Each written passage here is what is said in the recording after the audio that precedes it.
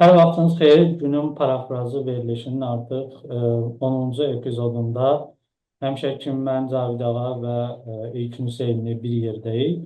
E, Bu dəfə biraz dəyişdirəcək strukturunu verilişin və bir kitab təqdimatı edəcək, anons edəcək ki, uzun müddətdən sonra bir kitab çap edirik. Bu Jason Brennan'ın Siyasi Fəlsəfəyə Giriş kitabıdır. Tərcüməçisi ilə İlkin Hüseynidir. Çox vaxt xərcləmədən keçirəm İlkin Hüseyniyə ki, və izah eləsin, kitab haqqında biraz məlumat versin və daha sonra onu motivasiya edən səbəblərdən danışacaq. Buyur İlkin, söz sənindir. Çok sağ ol Zabit. Uzun müddet sonra yeniden programa devam etmemiz yaxşı oldu. Deməli, Azərbaycanda siyasi fəlsəfəyə dair bir ədəbiyyat yoxdur. Bunun başlıca səbəbi budur ki, Azərbaycanda mən ən azından bildiyim qədərilə e, bizdə müxtəlif sahələr üzrə filosoflar olsa da siyasi filosof yoxdur. Və təbii olaraq da siyasi filosof olmadığından heç kim siyasi fəlsəfəyə dair ədəbiyyatı tərcümə etmir. Çünki siyasi fəlsəfəyə dair ədəbiyyat digər elmi sahələrin, ya da humanitar sahələrin ədəbiyyatı kimi texniki dili ağırdır və ona görə də onu bir mütəxəssis tərcümə etməlidir ki, tərcümə xətası olmasın. E, Azərbaycanda fəlsəfəyə dair digər bir neçə daha sonra yeni kitab var. Məsələn, Berkeley'nin bir kitabını Anar Cəfərov, şuur fəlsəfəsi üzrə mütəxəssisi tərcümə etmişdi keçən il. Mən də fikirləşdim ki, mən də öz üstümə düşən öhdəliyi yerinə yetirim bir növü və siyasi fəlsəfəyə dair bir kitab tərcümə edim.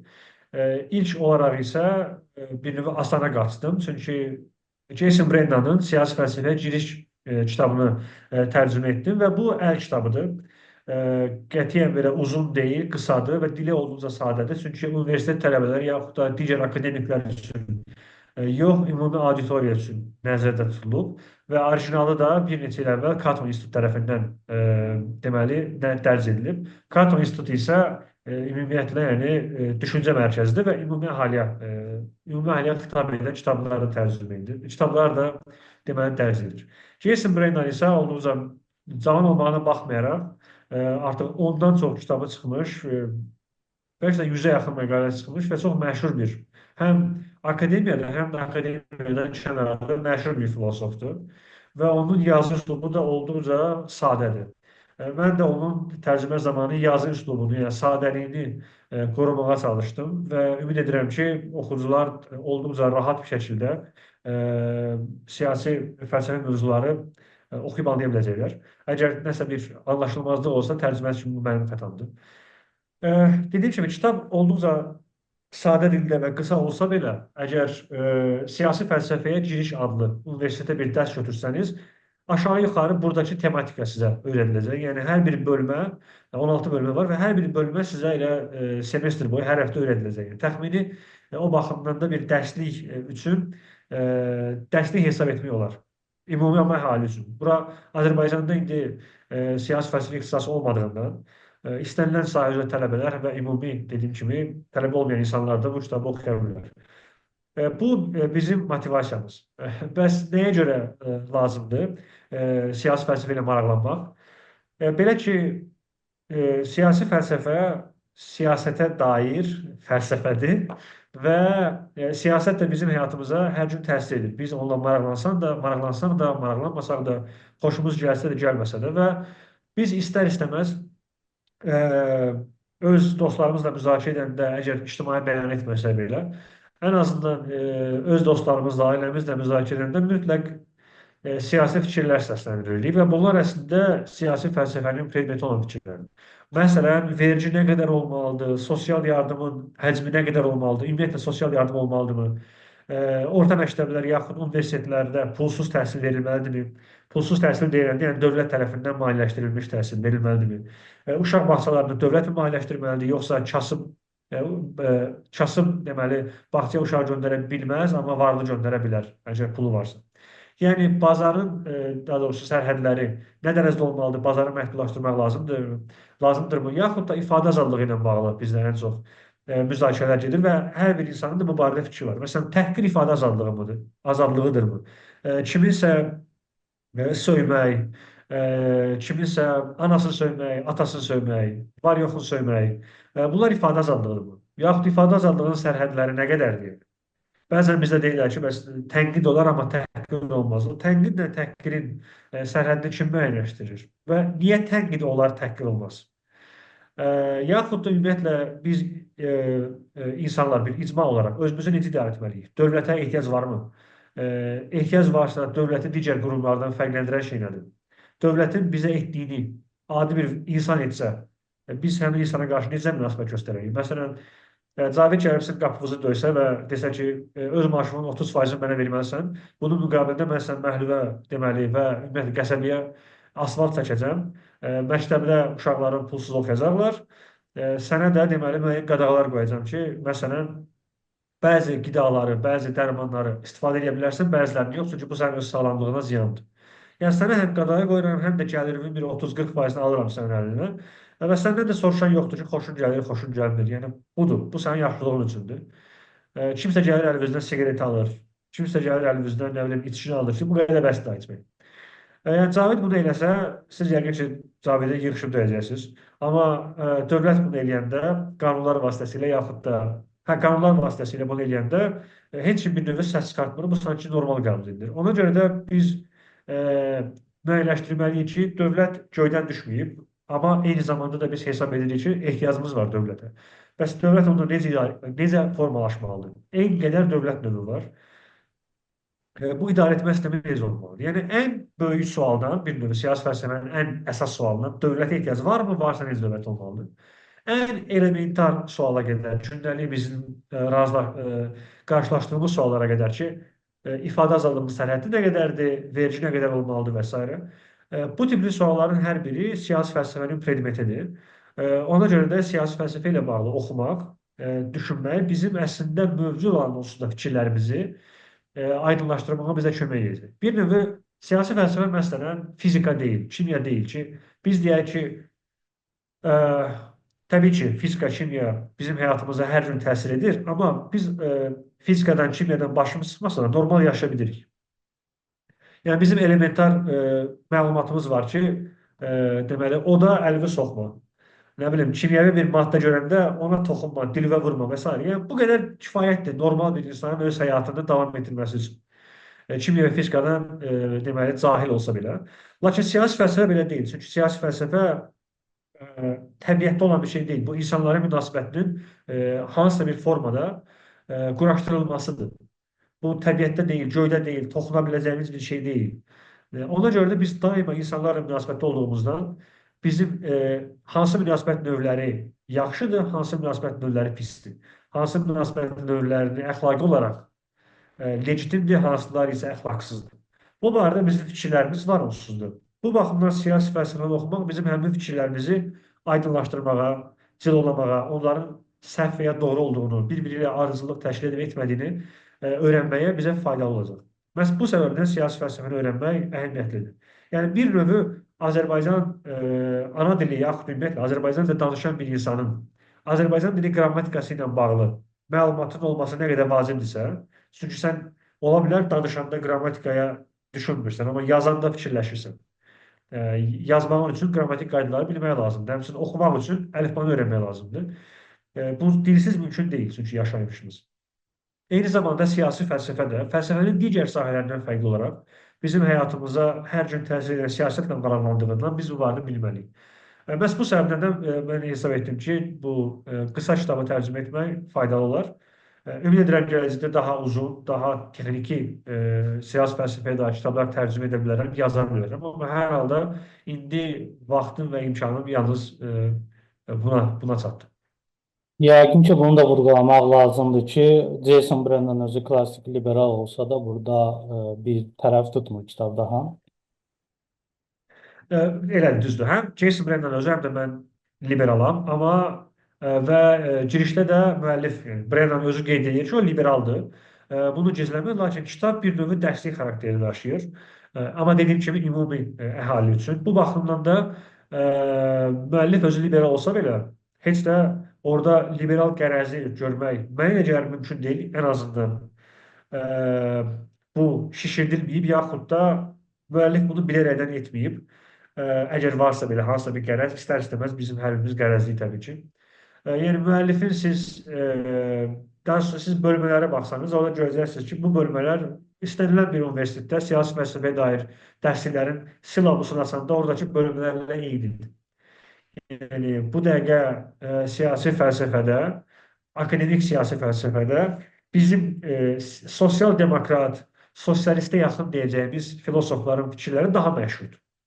Və bu kitabda həmin fikirləri müxtəlif bölmələrdə əhatə edib. Bu baxımdan qətiyyən heç də bir növ mainstream məşhur olan filosofları bir kənara atıb gedib oradan buradan liberal filosoflar seçib onları müzakirə etmişlər. Bir şey var, tendensiya var. Deyirlər ki, mən siyasətdən iğrənirəm. Siyasilər iğrənc insanlardır. Və mən müxalifətdən də zəhləm gedir, iqtidardan da zəhləm gedir. Amma görürsən ki, həmin insanlar nədənsə şikayətlənəndə əslində bir siyasi bir mövqe ortaya qoyurlar da. Amma bilmir ki, siyasi mövqe ortaya qoyur. Mən deyirəm ki, nə bilim, əslində siyasi spektrumda bu sən dediyin filan ideologiyaya daha yaxındır, sosial demokratiyaya daha yaxındır filan. Yo, mən elə biri deyiləm filanlarına. Yəni adam apolitik də deyil, kifayət qədər politik insandır. Amma qəbul edə bilmir ki, bu əslində müxalifdir.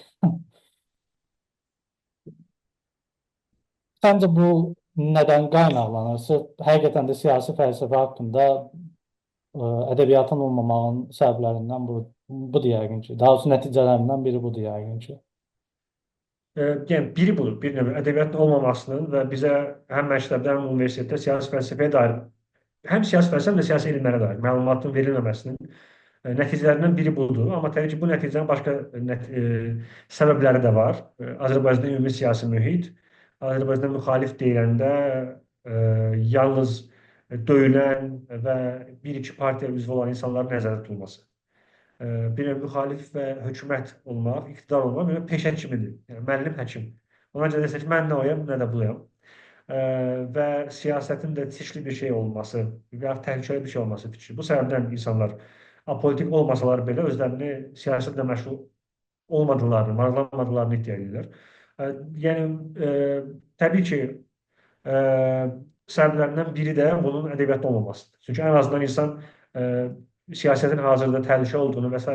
başa düşər, amma yenə də bilər ki, özünün siyasi ideologiyası nədir, özü nəyə inanır. Məsələn, ədalət deyəndə nəyi nəzərdə tutur? Məsələn, hamı deyir ki, ədalətli olmaq lazımdır. Yaxşı, bəs nədir ədalət? Bu barədə düşünürlərmi? Bu barədə bir nəzəriyyələri varmı? Ədalətin nə olmazı vardır? Yaxud da hamı deyir ki, insanlar bərabərdir. Məsələn, niyə insanlar bərabərdirlər? Ümumiyyətlə, nə deməli bərabər olmaq? Bizim boyumuz, buxumuz bərabər deyil. Yaraşığımız bərabər deyil. Bəziləri yaraşıqlıdır, bəziləri çirkindir. Bizim intellektimiz bərabər deyil. Bəzi insanlar ağıllıdır, bəziləri də ağıllı deyillər. Bəziləri ümumiyyətlə dahidir. Bizim gəlirlərimiz bərabər deyil. Bəziləri kasıbdır, bəziləri varlıdır. Bizim imkanlarımız bərabər deyil. Bəziləri varlı ailədə də olur, imkanları çoxdur. Bəziləri kənd yerində kasıb ailədə olur, imkanları azdır. Yəni bizim nəyimiz bərabərdir? Bizim bazarlarımız, görmə qabiliyyətimiz, duyma hisslərimiz, danışıq surətimiz, Azərbaycan dilindən istifadə etmə qabiliyyətimiz heç nəyimiz bərabər deyil demək olar ki. Bəs nəyimiz bərabərdir ki? Yəni biz nəyin hesabına bərabərik? Məsələn, məktəbdə deyəndə, yəni bir müəllim qiymətləndirəndə, məsələn, test verirsən tələbələrə, 20 dənə sual var. Deyirsən ki, 20-dən 20-sinə cavab verən 5 alacaq. 2 dənə tələbə cəmi 20 sualın hamısına 5 cavab verir. Deyirsən ki, mən sizin hər ikinizə bərabər qiymət yazıram, çünki sizin nəticələriniz bərabərdir. Yəni, mən sizə keyfim istəyir deyə bərabər qiymət yazmıram. Bunun bir əsaslandırılması var. Siz başqa bir şeydə bərabərsiniz deyə qiymətiniz də bərabərdir. Birindən 5 olursa 4 yazsam, bu ədalətsiz olar. Ya ikisi də 4 almalıdır, ya ikisi də 5 almalıdır. Bəs bərabərdirlər. Xüsusən solcular bunu sevirlər. Demək ki, hamı bərabərdir. Nə deməkdir bu? Kimsə deyə bilər ki, dindar, hamı Allah qatında bərabərdir. Yaxşı, bəs bunun insanlarla olan münasibətə nə dəxli var? Yaxud da necə dəxli olmalıdır? Yəni, qısası, yəni, hamımız ədalətin yaxşı bir şey olduğunu hesab edirik və inanırıq ədalətə. Hamımız deyir ki, bərabərlik yaxşı bir şeydir. Bərabər olmaq lazımdır. Yaxşı, bunu da başa düşdük. Azadlıq, hamı deyir ki, azadlıq yaxşı bir şeydir. Amma nədir azad olmaq? Mən sənin var yoxluğu sevə bilərəm mi? Azadam mı bunu, məsələn? Yəni bu kimi suallar siyasi fəlsəfə təkcə A partiyası, B partiyası deyil. Ümumiyyətlə o məsələlərlə demək olar ki, maraqlanmır. Sırf azadlıq, ədalət, bərabərlik, legitimlik, iqtidar, dövlət, vətəndaş olmaq nə deməkdir? Haqlar, hüquqlar nələrdir? Yəni bunlarla maraqlanır. Bu baxımdan da yəni bunlar da hər bir bu anlayışların hər biri bizim e, gündəlik olmasa da həftəlik istifadə etdiyimiz anlayışlardır. Ona görə də bunlardan biz qaça bilmərik. Deyə bilmərik ki, mənə bu maraqlı deyil. Mən siyasətlə maraqlanmıram. O deməkdir ki, bərabərlik, azadlıq, dövlət, vergi, bu anlayışlar var da mənim qətiyyən heç bir fikrim yoxdur.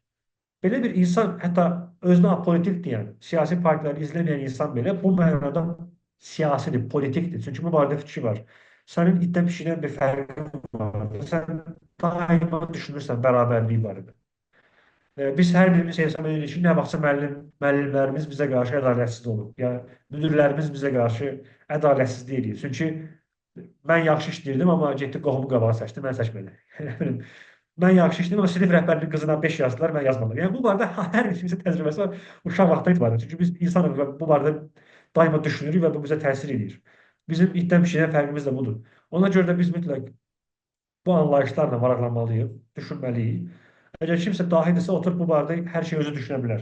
Kimsə dahi deyilsə, o da 2000 illik fəlsəfə tarixinə baxar, biraz oradan məlumat əldə edə bilər. Ona kömək eləyər ki, 2000 il, yəni sənin bir ömür boyu bitirməyəcəyin müzakirələri 2000 ildə olsa cəmaət müzakirə edir, oradan bax, konspekt götür gündəlik. Belə.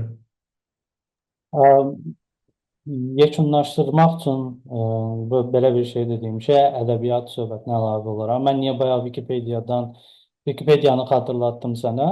Əslində bu mövzudan maraqlanan, yəni ki, siyasi ədəbiyyatın azlığından şikayətlənən varsa, amma özü yazma bacarığına sahibdirsə, yəni tərcümə eləmək istəyirsə, amma deyər ki, məsəl üçün mənə ilkin həvəsim yoxdur, oturum da kitabı şey edeyim, tərcümə edeyim. Əslində Wikipediyada belə məqalələri tərcümə edərək ingilis dilində, çünki boldur siyasi fəlsəfə ilə bağlı məqalələr, mövzular, müəlliflər.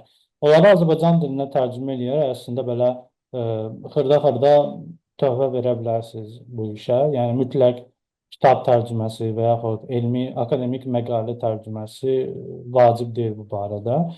Elə Wikipediyada yazılmış ensiklopedik məqalələri də tərcümə edərək basic, əsas bir fundamental bir şey eləyə bilərsiniz, kömək eləyə bilərsiniz. Məncə bunu vurğulamaq lazımdır. Belə ikinci, əlavə bir sözün yoxdursa, biz sağollaşaq izləyicilərimizlə. Əlavə demək istəyirdim ki, kitaba keçidi bu videonun altındakı linkdən əldə edə bilərsiniz. Hələ, bəli. Description'a aşağıya baxmağı unutmayın. Hələlik yeni verilişdə görüşənə qədər.